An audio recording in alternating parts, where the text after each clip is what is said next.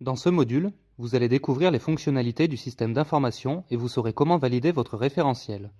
Ce module est complémentaire des modules sur les indicateurs des services d'eau potable et d'assainissement et du module sur les outils et la production de documents. La saisie proprement dite est traitée dans la partie 2. Pour commencer, accédez au portail de l'Observatoire des données sur les services publics d'eau et d'assainissement en allant sur service.ofrance.fr.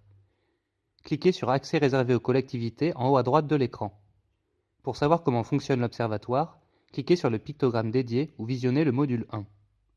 Maintenant, connectez-vous. Indiquez votre identifiant, puis votre mot de passe. Cliquez sur Se connecter. Vous arrivez ensuite sur la page d'accueil. Sa présentation détaillée est proposée dans le module 2. Depuis cette page, cliquez sur les liens vers les indicateurs.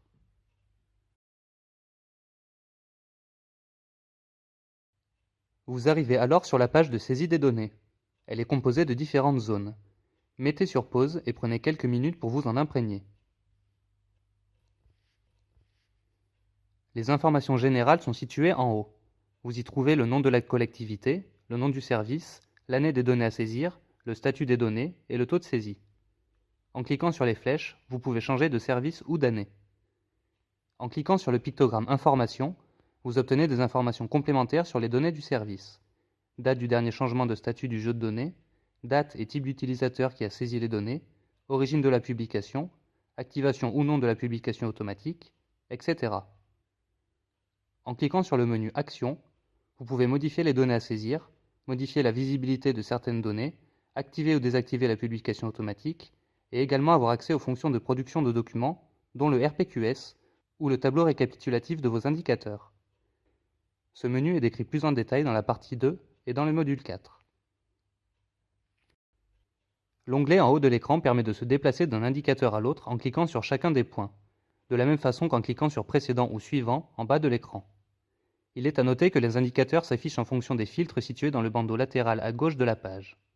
Nous reviendrons plus en détail sur ces filtres plus loin dans ce MOOC. Le nom de chaque indicateur est affiché dans le bandeau bleu. Pour plus d'informations, vous pouvez vous référer aux modules 5 et 6 sur les indicateurs. Chacun des points est affiché d'une certaine couleur et d'une certaine taille, selon l'état et la qualification des indicateurs. Si vous avez besoin de vous remémorer la légende d'affichage des indicateurs, vous pouvez cliquer sur le pictogramme dédié. Des outils de diagnostic synthétique de votre service sont également disponibles dans cet onglet supérieur. La zone de saisie des variables, c'est la zone de saisie proprement dite. C'est dans cette zone que vous devez saisir les variables qui servent au calcul des indicateurs. Pour saisir les variables, il vous suffit de renseigner directement leurs valeurs dans les cases blanches prévues à cet effet. Certaines variables sont obligatoires, cette information est inscrite dans la case de la variable à renseigner. Les variables non obligatoires rentrent dans le calcul des indicateurs mais sont considérées comme égales à 0 si elles ne sont pas renseignées. Dans tous les cas, il est très fortement conseillé de les remplir. Par ailleurs, certaines variables sont à renseigner et d'autres peuvent se calculer automatiquement. Vous pouvez activer ou désactiver le calcul automatique en cliquant sur la calculette à droite de la variable. Mais attention, si vous choisissez de désactiver cette option, vous devez effectuer vous-même ce calcul, ce qui peut être une source d'erreur. Il est donc vivement recommandé de laisser le calcul automatique activé. Par exemple, pour l'indicateur tarif, le calcul automatique peut être désactivé pour la variable VP178 en cliquant sur la calculette. De plus, si vous avez besoin de plus d'explications sur le mode de calcul des indicateurs ou sur les variables, vous pouvez accéder à leur fiche descriptive en cliquant sur le pictogramme Information correspondant. Vous pouvez également laisser un commentaire à droite de chaque variable en cliquant sur l'icône prévue à cet effet. Les commentaires que vous laissez sont visibles par le public sur le site de diffusion. Le gestionnaire local peut être également amené à laisser des commentaires lors de la vérification des données, mais ces derniers ne seront pas visibles par les usagers. Ils seront uniquement visibles par les utilisateurs de la collectivité ou du service et les utilisateurs pouvant réaliser le contrôle de cohérence. Lorsque vous cliquez sur une variable ou un indicateur, l'historique de la donnée apparaît. Ici par exemple, lorsque l'on clique sur la variable VP178, l'historique de la valeur s'affiche dans le volet de gauche, ce qui permet de contrôler la cohérence des données et d'analyser l'évolution de la valeur. L'historique peut être représenté sous forme d'un graphique de données qui peut s'agrandir en cliquant sur le pictogramme dédié. Ce graphique peut être paramétré, abscisse et ordonné, téléchargé et imprimé. Certains de ces graphiques sont d'ailleurs repris dans le télé-RPQS. Pour fermer le volet historique, cliquez à nouveau sur le pictogramme dédié. Une fois les variables saisies, Vous pouvez enregistrer les informations en cliquant sur Calculer et enregistrer, ou en passant à l'indicateur précédent ou suivant, ce qui enregistre et calcule automatiquement les données saisies. À gauche de l'écran de saisie se trouve le volet modifiable qui vous permet d'accéder à plusieurs outils. Les filtres vous permettent de classer les indicateurs selon les critères suivants. Premièrement, dans quel cadre doit-on les saisir et quelles données et variables correspondantes sont attendues? Dans cette vidéo, les différents cadres situés dans la rubrique À saisir pour sont seulement présentés à titre d'exemple. La deuxième partie de la vidéo détaille comment modifier les données à saisir. Deuxièmement, les indicateurs qui sont renseignés ou non. Troisièmement, ceux qui présentent ou non des anomalies.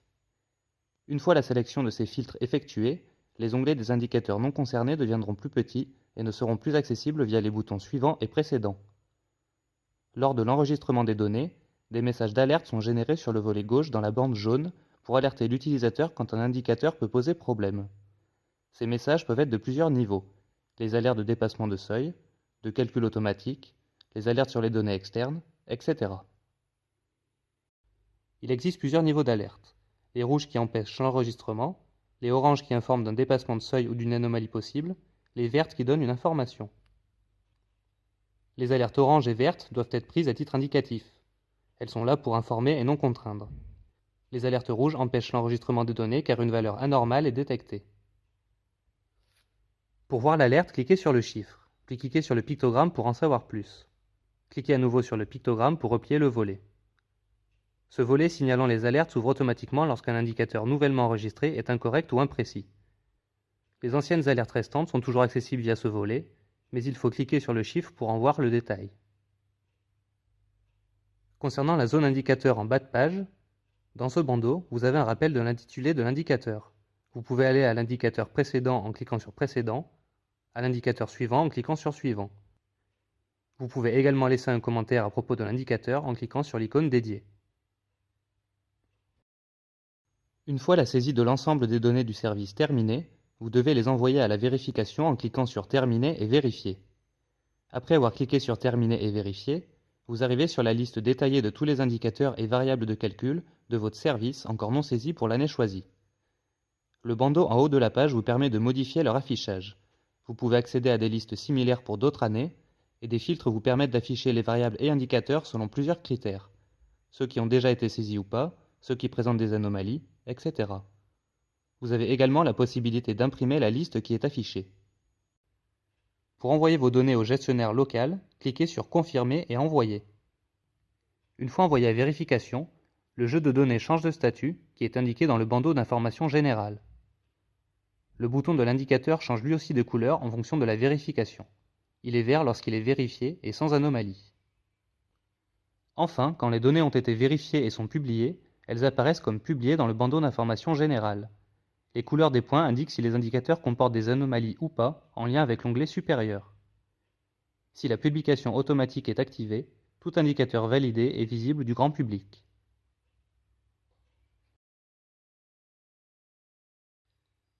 La première fois que vous accédez à la page de saisie des données d'un service pour une année, SYSPEA vous propose de procéder à la vérification de votre référentiel afin de déterminer si celui-ci est correct ou comporte des erreurs.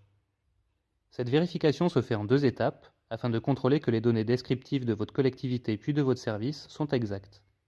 Vous pouvez choisir de ne pas procéder à la vérification immédiatement, mais celle-ci vous sera reproposée à chaque nouvelle connexion jusqu'à la validation. En effet, la vérification du référentiel est obligatoire pour pouvoir envoyer vos données à valider au gestionnaire local pour une année donnée. Cliquez sur Oui, vérifier le référentiel. La vérification du référentiel porte sur la description de la collectivité et la description du service. Vous pouvez signaler que le service est correctement décrit en cliquant sur Je confirme ou signaler une erreur en cliquant sur Je veux signaler une erreur. Dans ce cas, une fenêtre s'ouvre et vous permet de détailler quelles sont les modifications à apporter à la description de votre collectivité ou de votre service. Une fois cette vérification faite, vous pouvez envoyer vos données pour vérification au gestionnaire local, même si une erreur est signalée dans la description du service. Attention toutefois, selon le type d'information manquante, vous pouvez être amené à compléter les données ultérieurement. La vérification du référentiel est à faire pour votre collectivité et ses services à chaque nouvel exercice. Après la vérification du référentiel, vous accédez à la page de saisie des données.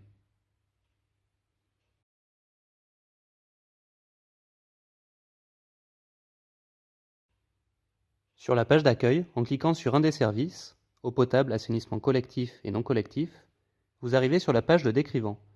Nom du service, ses missions, ses ouvrages, le statut des indicateurs, le gestionnaire local, le mode de gestion, les indicateurs renseignés et visibles sur le site grand public, etc. Vous pouvez également accéder à ces données pour toutes les années précédentes. Vous pouvez également visualiser toutes les informations relatives à votre collectivité en cliquant sur Territoire, puis Ma collectivité dans le menu principal. Sur cette page, en naviguant dans le menu de gauche, vous aurez accès à la description générale de votre collectivité, les compétences qu'elle a en charge ou qu'elle a transférées, ses communes membres, etc. Le bouton Action vous permet de plus d'accéder à plusieurs fonctionnalités comme la gestion de vos utilisateurs ou l'export de données. Enfin, l'outil historique vous permet de visualiser l'évolution des données de votre service et de votre collectivité au fil des années.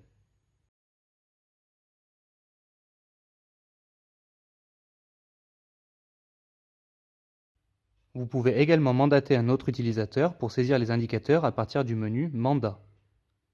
La partie 2 du module 2 décrit comment mandater un tiers pour la saisie de vos données. Vous pouvez également signaler une erreur en cliquant sur le bouton en bas de page « Je veux signaler une erreur ».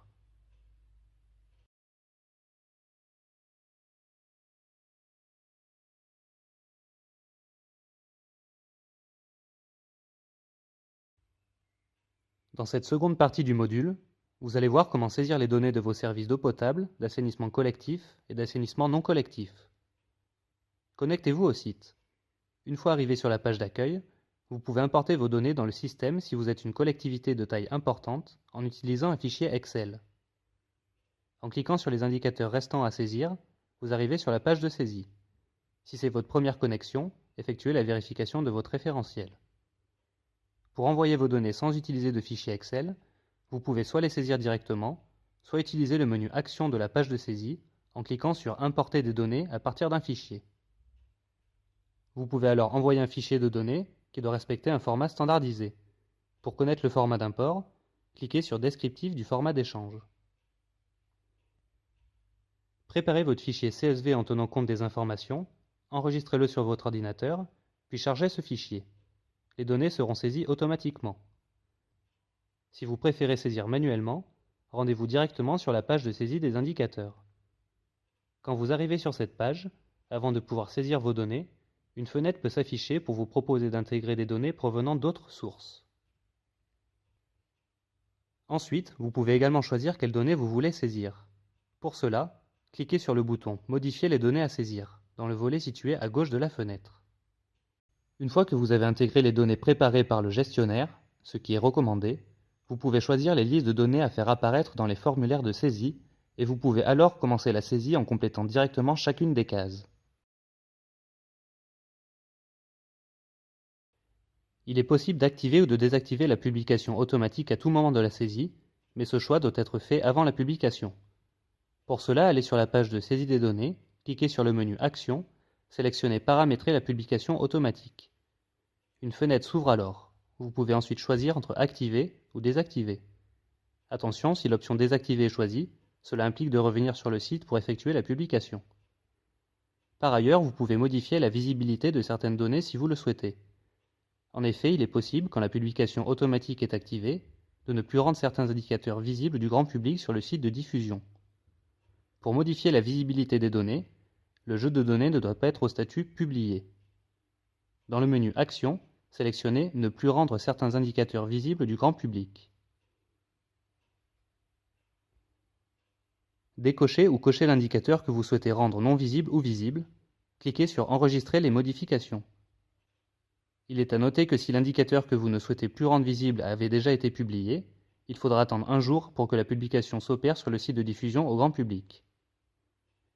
Enfin, pour publier les données, cliquez sur le bouton Publier. Il faut noter qu'en cas d'anomalie, le gestionnaire local laissera un commentaire pour vous guider dans la correction des données, avant qu'elles ne soient publiées. Pour rappel, comme il a été expliqué dans la partie du module portant sur la vérification des données, vous pouvez aussi filtrer l'affichage des indicateurs et variables. Vous pouvez en outre avoir accès à un tableau récapitulatif des indicateurs saisis dans le menu Action pour les vérifier une dernière fois avant de les publier. Vous pouvez imprimer ce tableau, ce qui vous sera notamment utile pour transmettre à l'Agence de l'eau la liste de vos indicateurs et ainsi obtenir l'attestation qu'elle doit vous fournir en retour. Maintenant, vous savez saisir vos données. Si vous avez des doutes sur les fonctionnalités du système, visionnez la partie 1 du module 3. La prochaine étape consiste à publier le RPQS. Le module 4 sur les outils et production de documents vous permettra de savoir comment générer un modèle de RPQS pré-rempli et de le mettre en ligne. Pour mieux comprendre les indicateurs, visionnez les modules 5 et 6.